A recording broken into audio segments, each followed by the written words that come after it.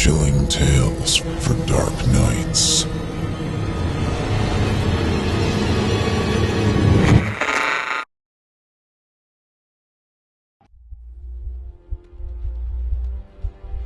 Ultrasound. Written by Kevin Thomas. Performed by Jesse Cornett. Featuring Otis Gyrie, Steve Taylor, Jeff Clement, Alyssa Carr, Brendan Dean, Jacob Keane, and Evelyn Cornett. Production and original score by Jesse Cornett.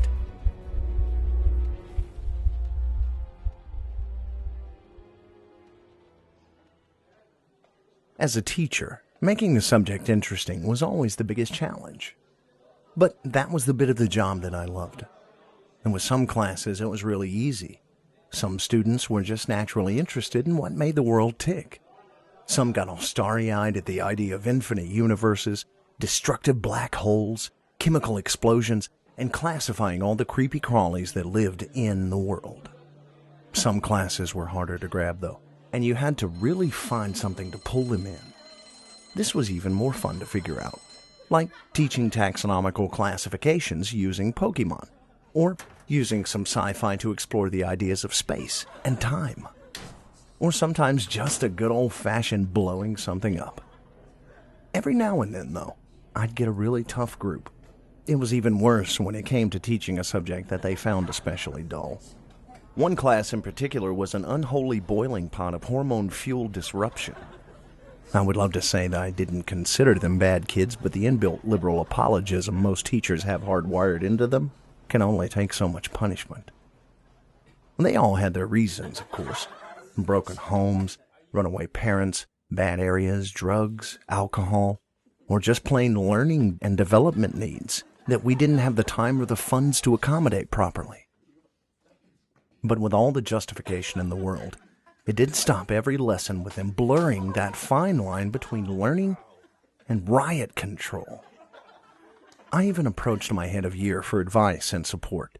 He was normally a man who preached the gospel of no child left behind and every child matters with religious fervor. However, even he, having provided cover teaching for the group in a pinch, simply looked at me with sunken, defeated eyes and told me, "You're on your own with them, dude." The best he could offer would be to steer the school observations away from those classes and to cast a sympathetic eye over my end-of-year results. A token gesture that didn't stop the lessons from being a constant struggle to retain control. For instance, one kid, Jake, he took a lesson about evolution and survival of the fittest to be a personal challenge to his finely honed fighting skills, and the rest of the lesson was primarily concerned with me attempting to stop the class degenerating into a battle royale. I taught a lesson about the alkali metals, a family of metals which have a violent reaction with water, by putting a tiny pea-sized amount in a bowl of water and letting the class see it skitter around before popping with a tiny bang. This lesson was rewarded by a break-in to the chemical cupboard that night, and that was followed by a missing 100-gram block of potassium and a mysterious explosion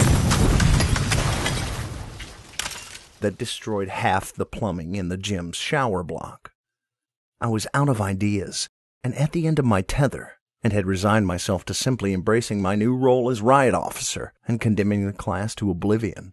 However, I had one of those soul-searching moments and thought that, no, everyone deserves one last chance. It was my class, my subject, and damn it, I was a grown man. I would not be defeated by a bunch of foul-mouthed little jerk-offs. I checked the curriculum, and the next subject to be taught would be sound waves, ultrasound, and subsonic waves in particular. So now all I had to find was the hook to draw them in. Had I known what would happen, I would have stopped right there. But I didn't. I plowed on, trying to find some way to make the subject of sound waves that you can't hear interesting. I found plenty of experiments using ultrasound to break glass. I didn't fancy giving them any excuse to break glass. Using it to break up kidney stones. The kids knew enough about weapons, thanks. Or the way animals use it for navigation. but I didn't fancy teaching them to add horrific screeches to their Batman impressions. I'd all but given up on finding anything useful when I stumbled across an article on scientific explanations for the paranormal based on sounds that existed outside of normal hearing range. The article was fascinating. A scientist called Gavreau had noticed that certain areas of a particular laboratory made anyone who worked there feel uneasy and scared. Some went as far as to say they'd seen ghosts and shadowy figures in that part of the lab. Few would dare work there, and fewer would dare twice. Being a man of science, the researcher rejected any supernatural claims and set up monitoring equipment around the area to investigate. What he found was that the area was a hotbed of subsonic sound waves. There were all kinds of research equipment in and around the lab, like centrifuges and auto stirrers and incubators, all creating sound waves inaudible to the human ear, but which created a feeling of dread and terror in anyone that was subjected to them. Paranormal research critics were quick to point out that whilst subsonic waves might account for the feelings of dread, they asked how this explains the visions of ghostly and shadowy figures that were also reported in the lab. Gavreau postulated that the waves caused the front of the eyes to vibrate, and that this could distort sight, inducing visions of horrific shadow men and other tormentors. I even read that Gavreau was planning to expand his research into whether this might explain other ghost reports.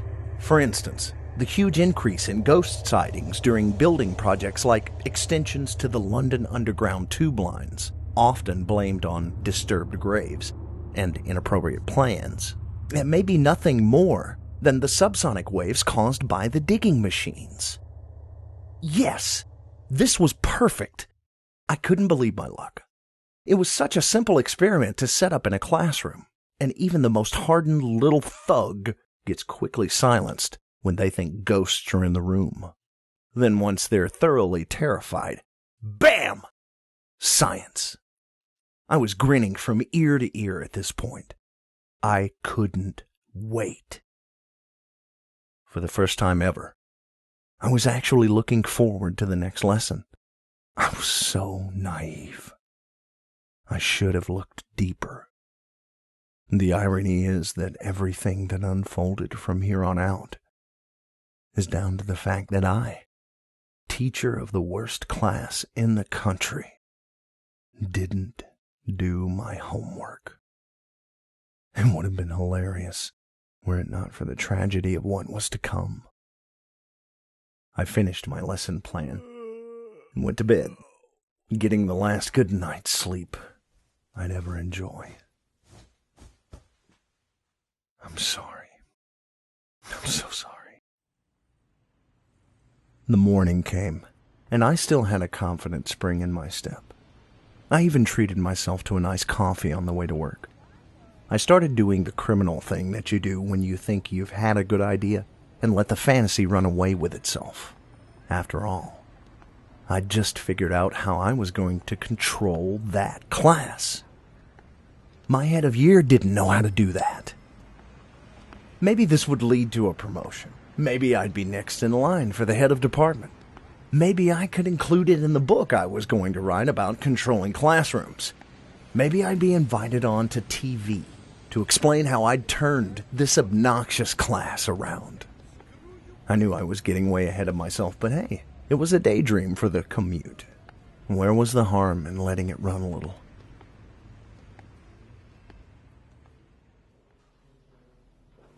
I got to my classroom and started setting up the equipment. They were going to be my first class of the day, so I wouldn't have to wait forever, which was lucky because at this point, I could barely contain myself. The equipment was very simple. There was going to be a basic speaker at the front of the classroom, which would be the focal point of the display. And in the back corners, I set up a couple of metal plates that were held in front of electromagnets. They were all going to be set to the same subsonic frequency that Gavreau had used, and I hoped that the acoustics of the room would amplify the effect. The class piled in and took their places. They were already starting to play up, but couple of them were disquieted by the calm, confident look on my face. There wasn't much that gave any of their teachers cause for that kind of collected facial expression in their classes. Most had a look of barely concealed fear and trepidation, so to see me looking like a Hindu cow shook their confidence. I had to capitalize on this brief period of crumbled bravado before they collected themselves. "Sound!" I bellowed. "What is it?" My question was met with stony silence, as most of my attempts to engage with them were. Sound is a form of wave energy that, for the most part, allows us to hear things. I subtly turned on the speakers to their subsonic frequency. It was at a low amplitude, so no one perceived anything yet. However, scientists are still discovering new ways that the body interacts with energy in all its forms. Every day we find new mechanisms by which the body is sensitive to energy. Every day, uncover a new way to explain the unexplainable by using rigorous scientific methods to observe, predict, experiment, and analyze. I tweaked the intensity up a few notches and saw a few of their bored expressions shift to one much less complacent. I was loving this, truly loving this.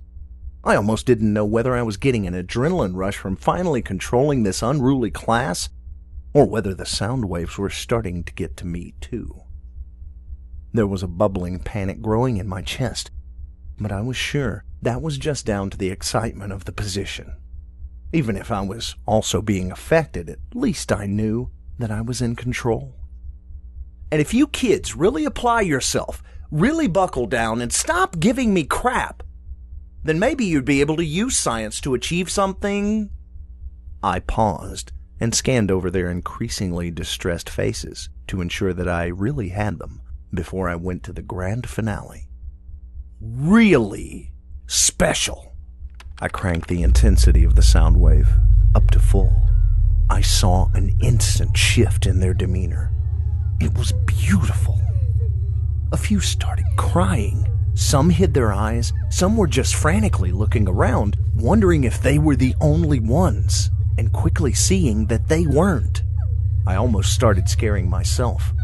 I looked across their terrified faces, watched them start scrambling and pleading with me and each other and God and anyone to make it stop. This started to feel like revenge rather than science. Every crappy lesson, every fight, every interruption, every curse, every punch, and every missed piece of homework was all avenged as I watched the class descend into pure terrified panic. Then there was a shift. I don't know why I'd been slower to respond, but all of a sudden, the sound waves got to me too. Then I saw what they were seeing. I understood their fear. Shadowy figures swooped and darted around the peripheries of my vision. The corners of my eyes were dancing with barely seen terrors. However, when one of the shadows appeared to dash right across the classroom, I realized I'd gone too far. And this was terrifying even for me, and I knew none of it was real. This needed to stop now, before it went any further. I killed the power to all speakers. Instantly, the room was back to normal. No figures, no shadows, nothing clawing at the extremities of your vision. Just another classroom full of clearly unsettled children. I regained control of myself and calmly explained to the class exactly what had happened. We went into detail about sound waves, energy transfer, the retina, the eye's lens, the whole lot. I knew I'd way overstepped the mark, and I didn't want to send a single child out until I was sure they knew that it was all an illusion, that there were no ghosts, no evil shadows, just a scientific trick of the mind. Most of the class had recovered by the time they needed to leave for their next lesson. A couple were still shaken, but I was satisfied that all they needed was a bit of a sit-down. I'd certainly knocked them down a peg or two.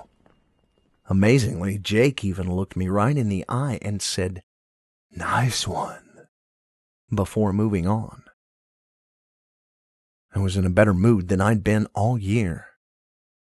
I told the head of year, and he let out a laugh so loud and appreciative that I was sure that half the surrounding classes had heard. God, I wish I'd been there.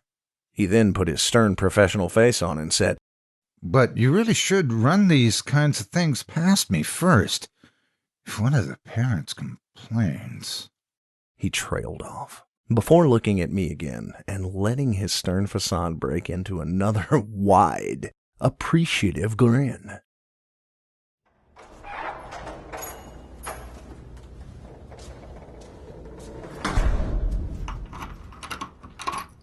I stayed on cloud 9 until later that evening.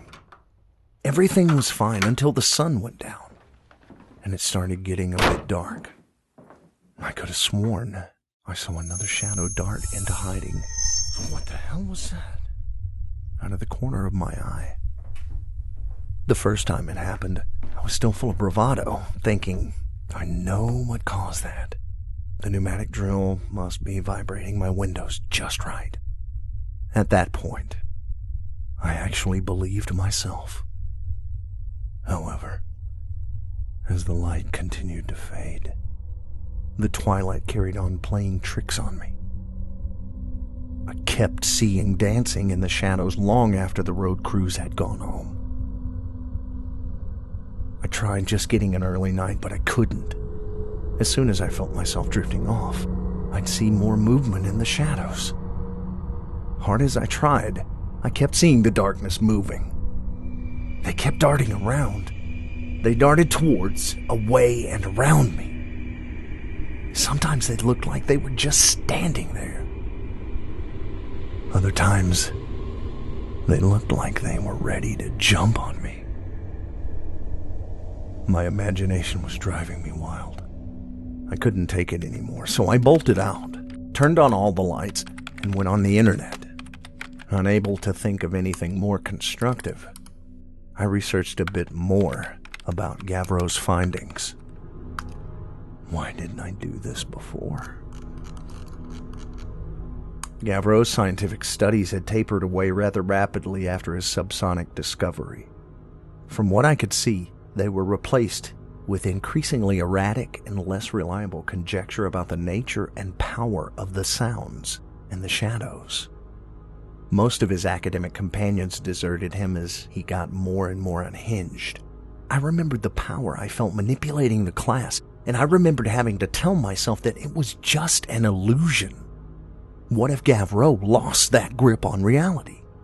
What if he kept pushing it until he forgot the science and believed his own pranks? I was hardly comforted when I found out that his final conclusion from his last published research paper, widely discredited by all who found it, was that the sound didn't make you see ghosts.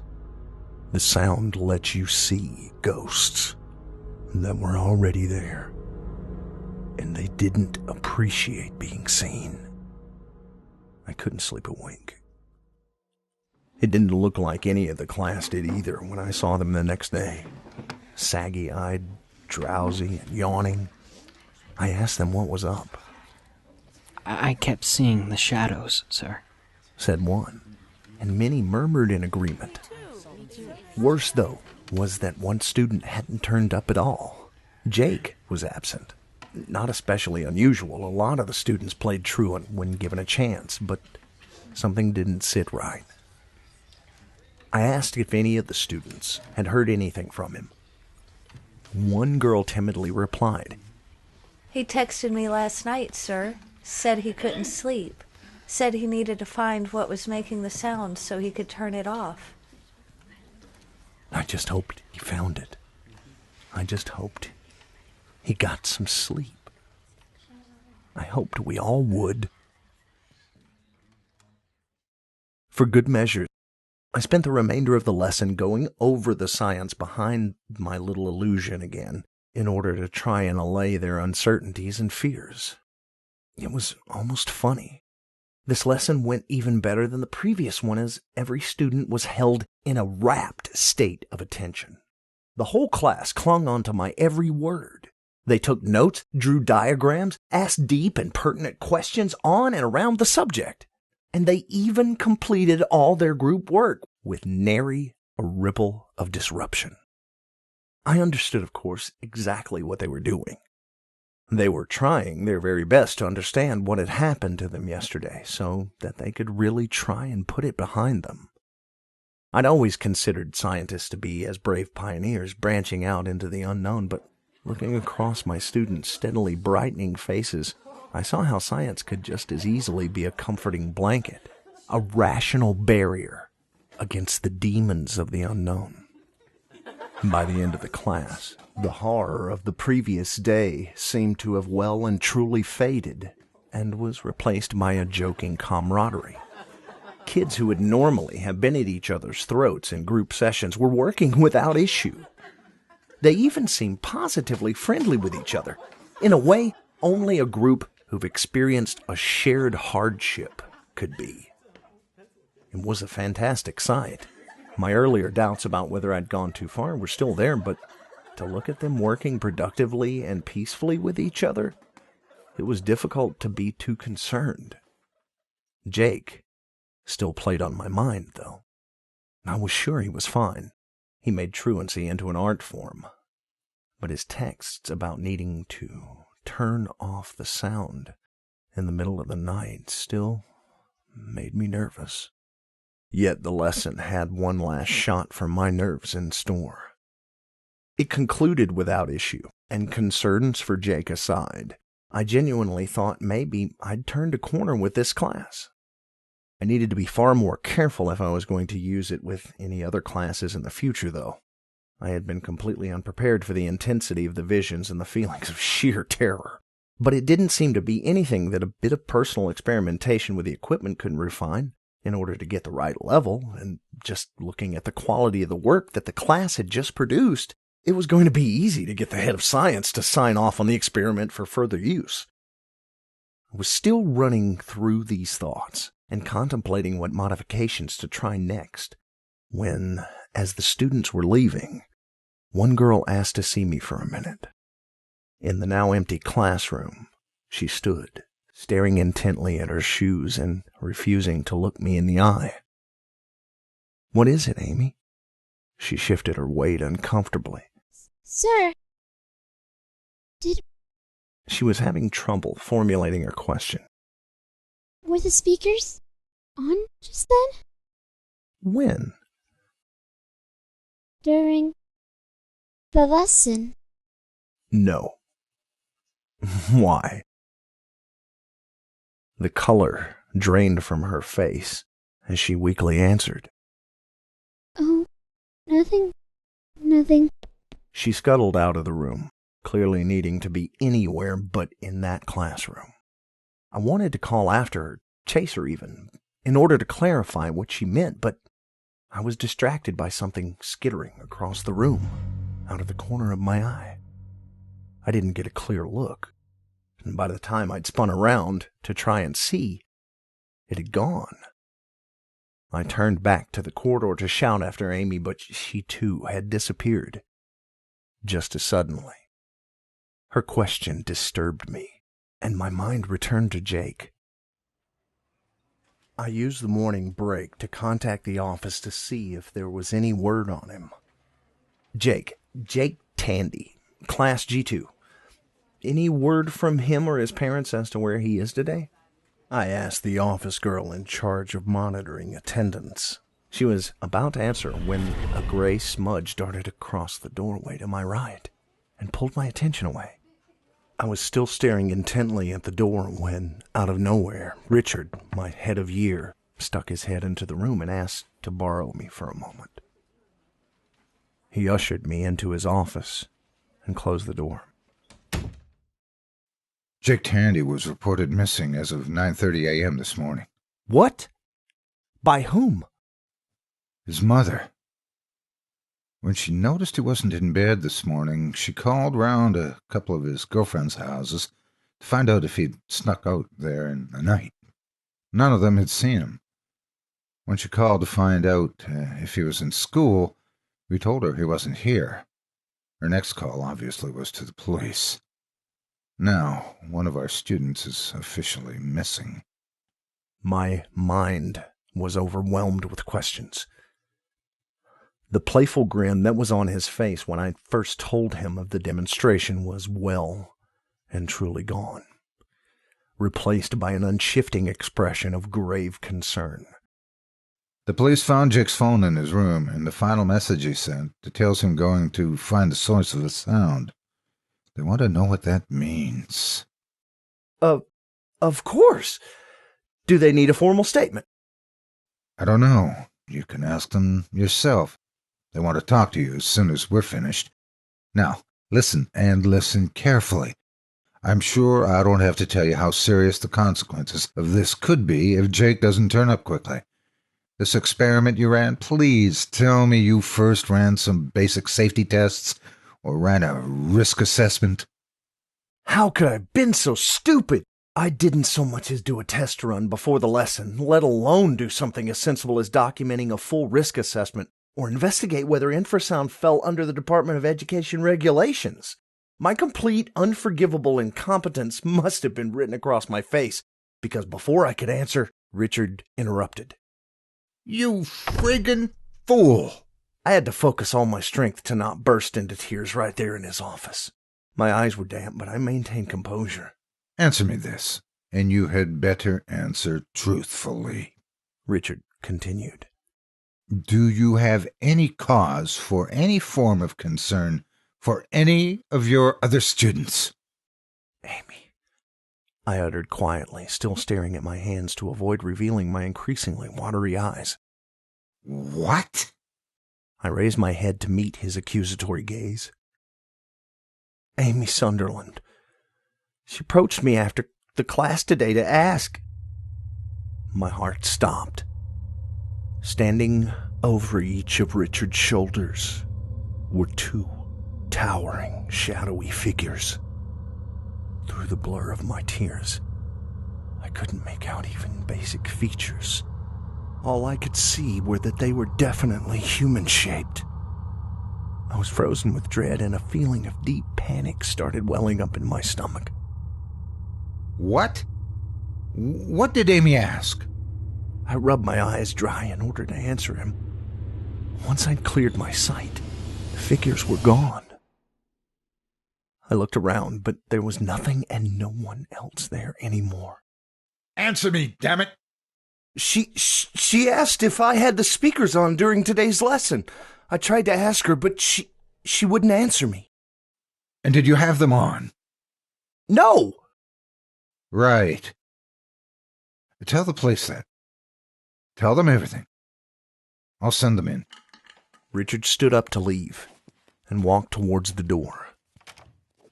I felt him stand behind me and place a reassuring hand on my shoulder. I couldn't believe how irresponsible I'd been, how reckless. I'd been so caught up in my own ambition that I hadn't taken even basic precautions, and now I was paying for it. I just hoped that Jake was all right. I knew Richard was furious with me, but feeling his protective hand on my shoulder meant that maybe there was a way to fix it all. I heard Richard outside, telling the officers to head in. Wait. Richard was outside? Then whose hand was... I spun around to see an empty room. I desperately tried to contain the panic coursing through my veins. What was happening to me? It was just an illusion. Two officers entered the room. Good morning. Thank you for talking with us. Now, tell me about infrasound. Through the tension, I almost laughed. Where to begin? I'd rarely seen police officers as young as the two opposite me. They lacked the authoritative confidence one would normally expect during questioning in a missing child case. The questions were meandering and unfocused, as though the officers really didn't know what they were actually trying to achieve or elicit from me. My guess was that they were rookies who had been lumped in with the dull task of closing off a dead-end lead.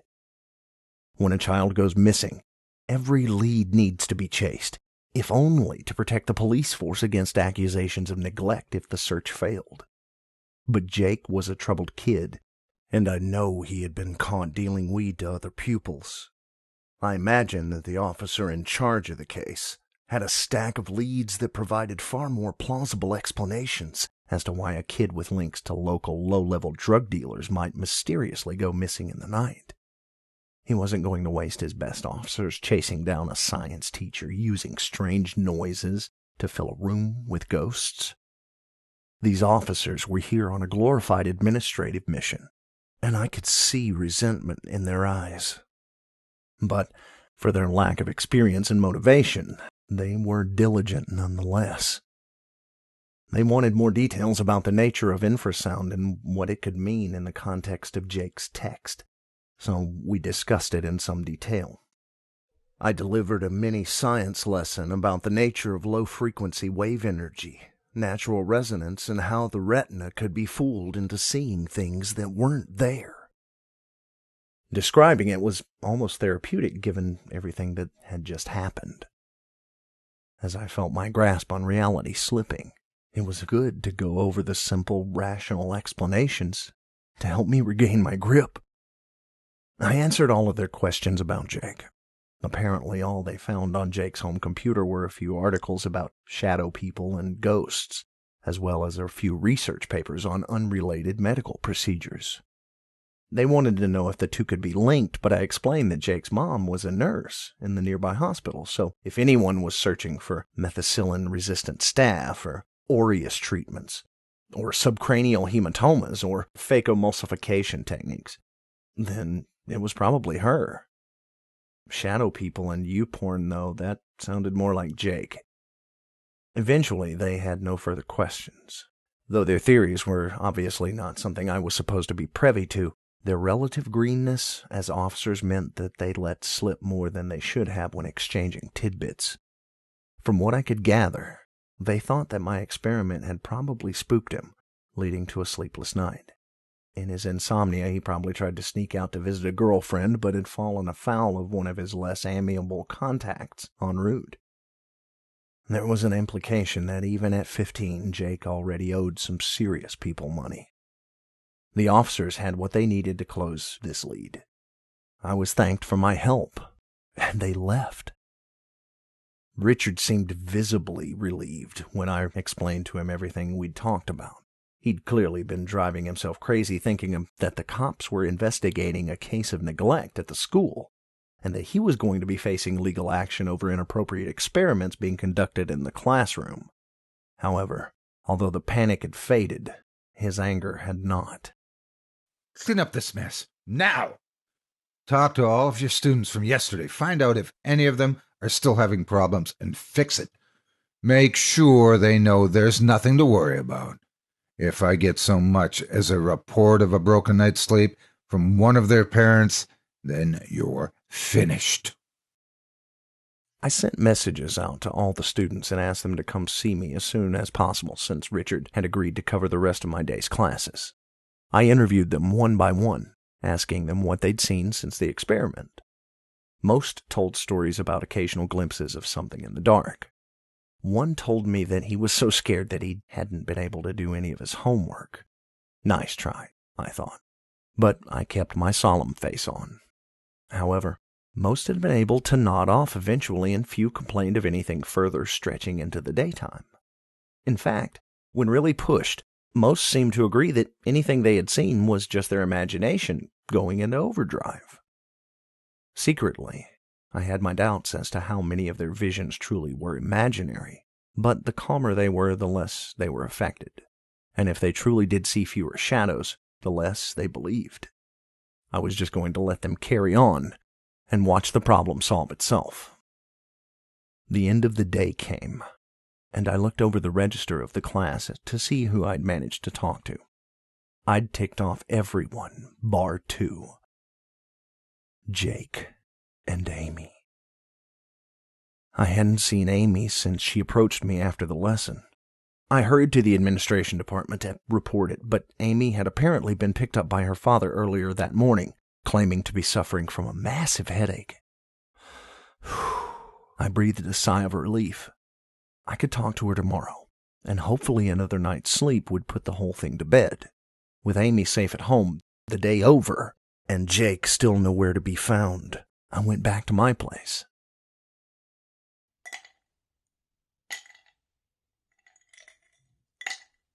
I poured myself a whiskey and stood at my window, watching the sun go down over the city horizon. It was normally a beautiful sight.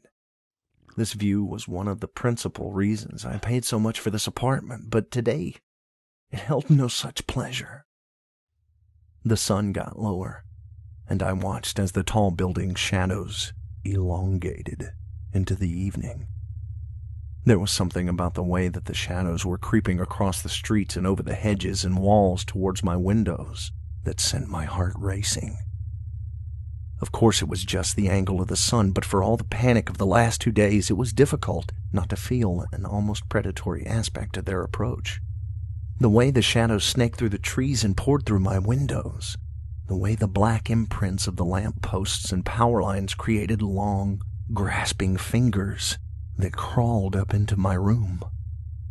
Soon, the whole city seemed to be cloaked in a dusky twilight, and every shadow seemed to writhe and pulsate. The wind blew the trees, and the shadows swayed on my walls like a cobra waiting to strike. I downed the whiskey and threw on all the lights for comfort, but there was no comfort to be had. The harsh, bright lights just turned my apartment into a patchwork of shadows. Behind the couch, behind the TV, over the cupboards, and anywhere that bright central light couldn't reach was suddenly turned into a pool of darkness. A darkness that stared and watched and waited and mocked. A darkness that demanded to hold my gaze just so that it could gaze right back at me. I poured another whiskey.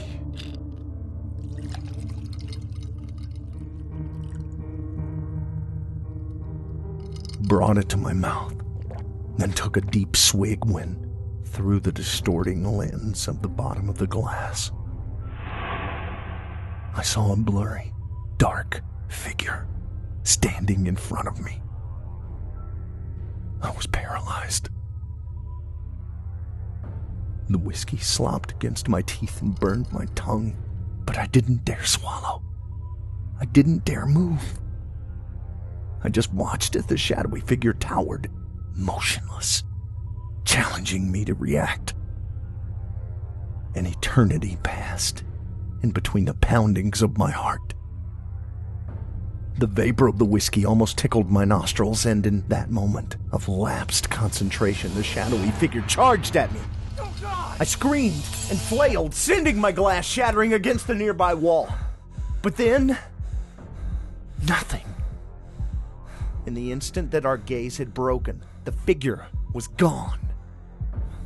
I stood, panting and breathless, my heart beating so loud I couldn't hear. I was sweating burnt adrenaline and shaking so hard my teeth were chattering. I brought my hand up, and grabbing a handful of hair, I collapsed backwards against the cupboard and slid to the floor. If not believing was the key to not seeing these things, then I was doomed forever. Gavreau was right. He must have been. These ghosts were already here. I just let them out.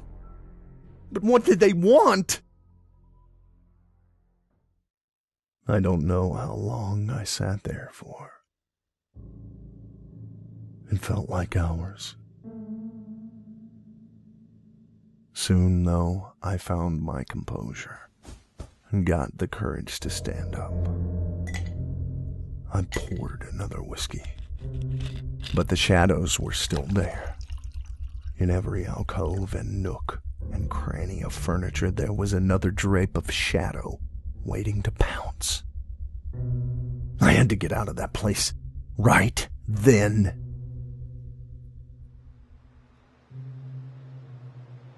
I wandered the streets until I found an internet cafe that was open until late. Better still, they too had whiskey. I wasn't really paying attention to what I was doing, just blind, meaningless surfing of anything that came to mind. Given the evening I'd had, pictures of kittens were a central theme. However, through my aimless Googling, one particular results page came up.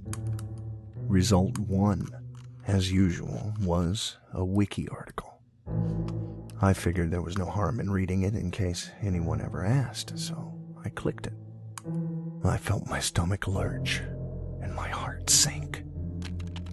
I fumbled for my phone and dialed 911. I knew where Jake was. I just hoped I was in time.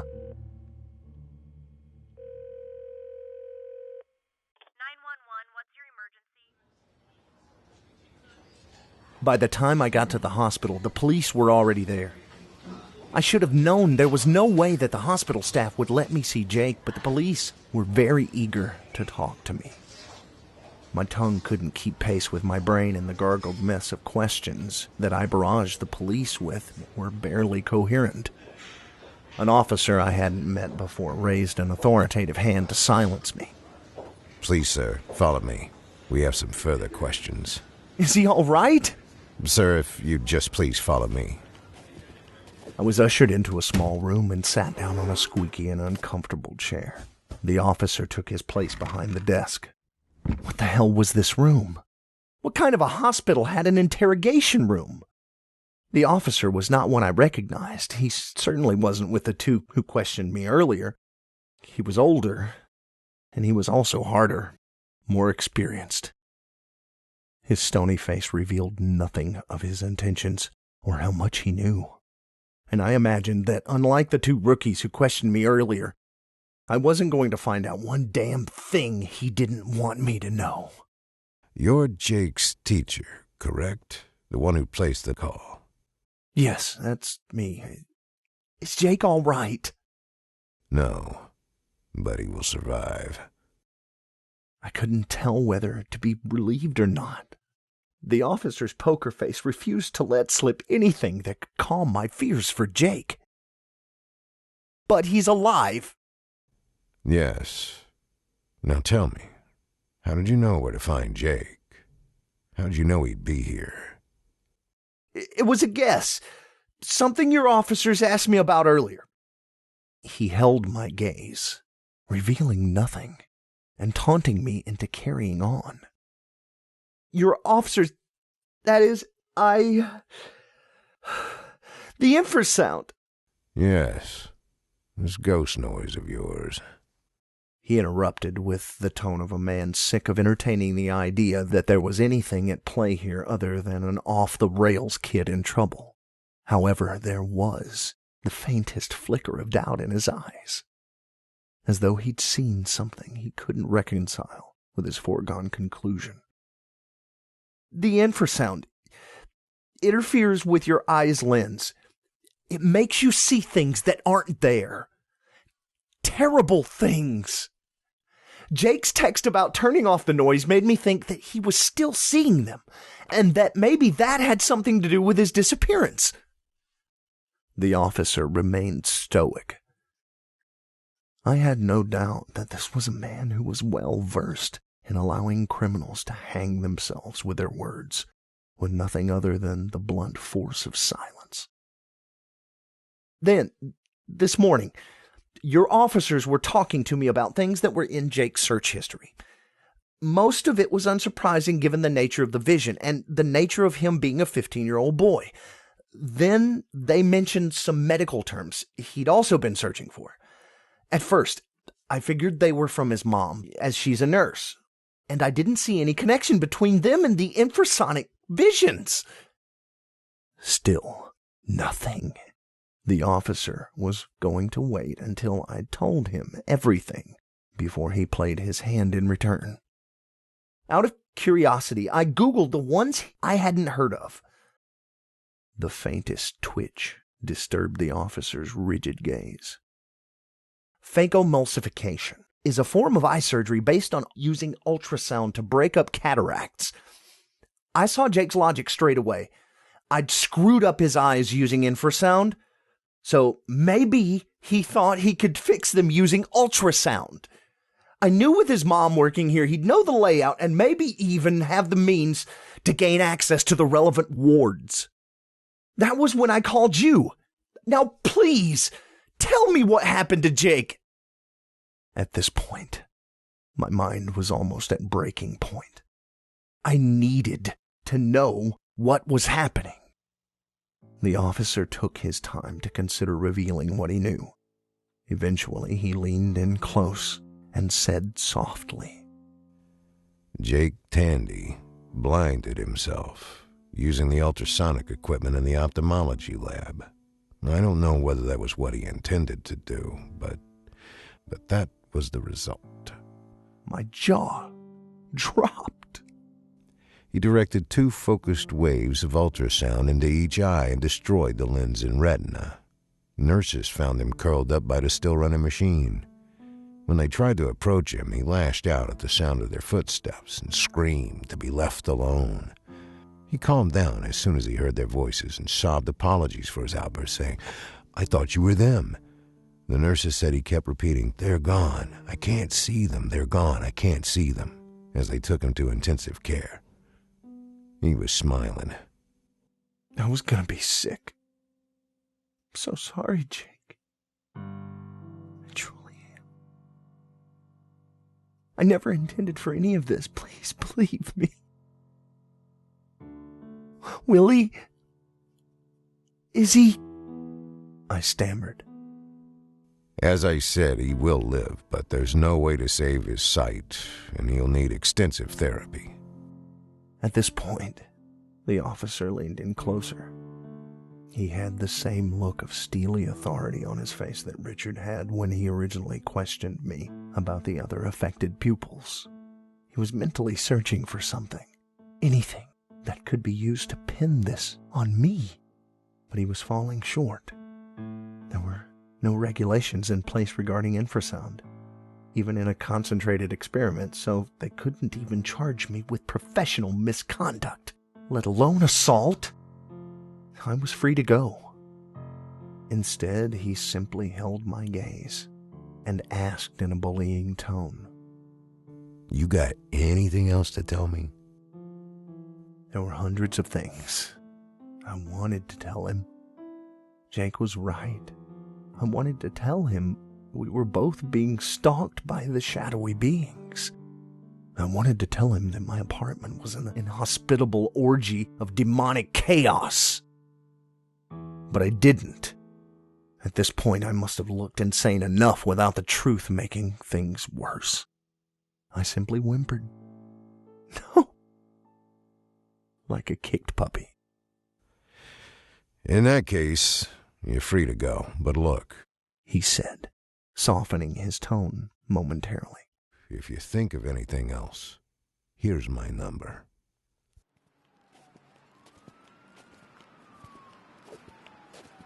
I was walking out of the hospital towards the parking lot when a thought hit me like a brick. Amy! I'd failed Jake, and for that, I could never forgive myself. But I could still save Amy. Oh, please let me be in time to save Amy. I immediately called the detective. I'm still at the hospital. Can you meet me downstairs? I've thought of someone you need to speak to.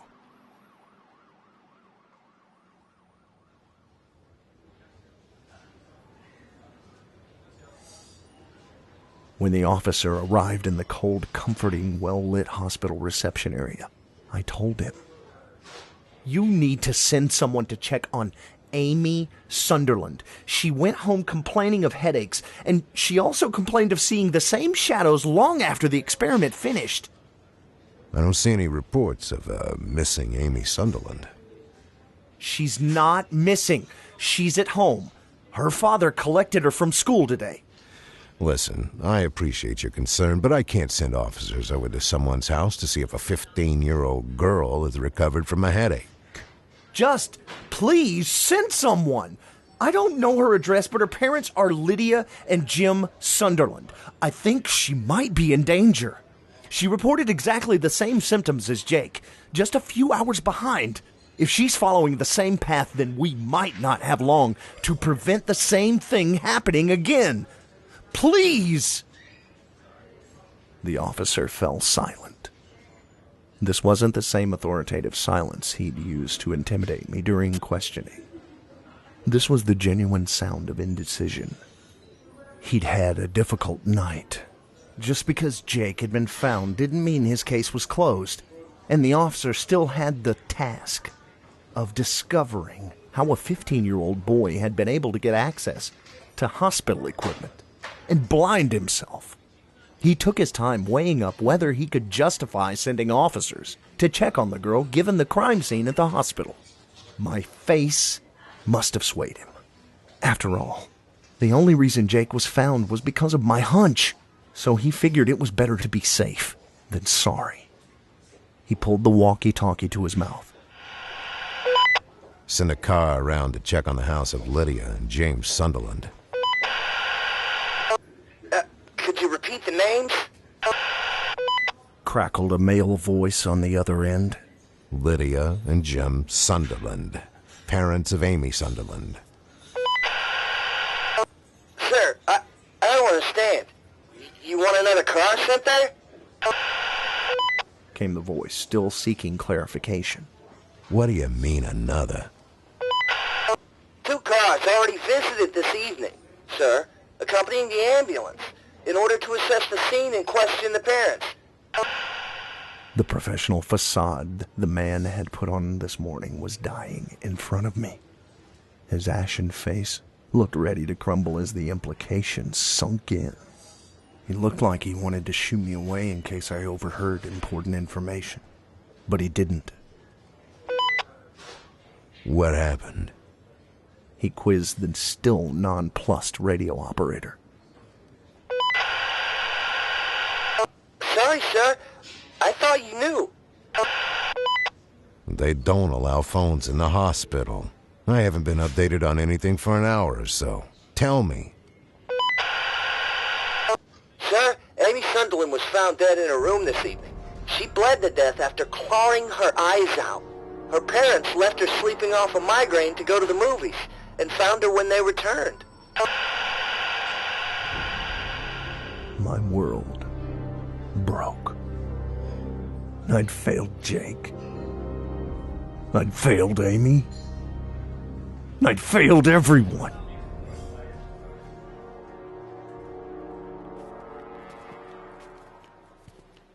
I don't even know what happened next. In a mindless daze, I drifted home. It was going on midnight by this point, barely 48 hours since I'd found that damned article.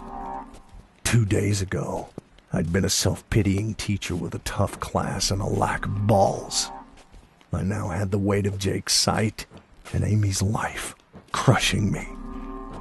Through the aimless glaze, there was my vision. I stumbled home. I didn't care. The shadows in the streets, in the bushes, in the alleys, and between the cars seemed thicker, almost solid, tangible. They seemed to reach for me, grasp me, touch me, grab me. I even felt fingers on my bare skin at times. Chilled scratches ran up my arms and down my neck. But I didn't care. When I got to my door, I opened it and looked into my shadowy dwelling. The darkness here was alive now. I could feel it. At this point, I don't think even turning the lights on could have dissipated the sea of writhing blackness that engulfed my home. It pulsed and swayed and seemed to breathe as I stared into it. It wasn't just figures anymore. It was dozens of them, all dancing and mocking and taunting and begging me to join them. Inky black tendrils snaked out of the doorway and over the hallway walls like the branches of some foul tree, growing and producing some fouler fruit. Snakes of writhing black snuck across the floor towards my feet. Whatever I'd brought forth with my little science lesson wasn't going away and wasn't going to let me go. It still had another 30 kids to claim from my mistake. I could think of nothing else to save them. So as the horrific fingers of whatever lived in those shadows continued to climb up my legs, I simply walked in and closed the door behind me. I didn't care. I'm sorry.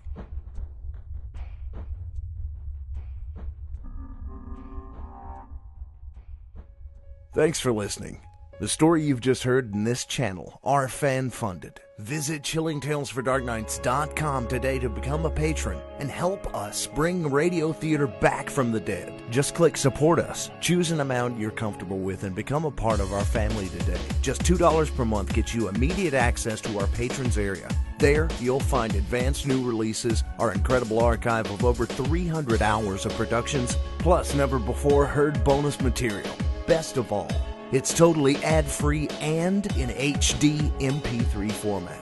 You get insider updates from our production team, the secret stash of streaming downloadable HD indie films, and you get to experience our patrons-only one-on-one live events, putting you up close and personal with your favorite performers, unscripted and unrehearsed. All of this and more is yours today, and all you have to do is choose your level of support. Go to chillingtalesfordarknights.com now and join us as we turn off the lights and turn on the dark.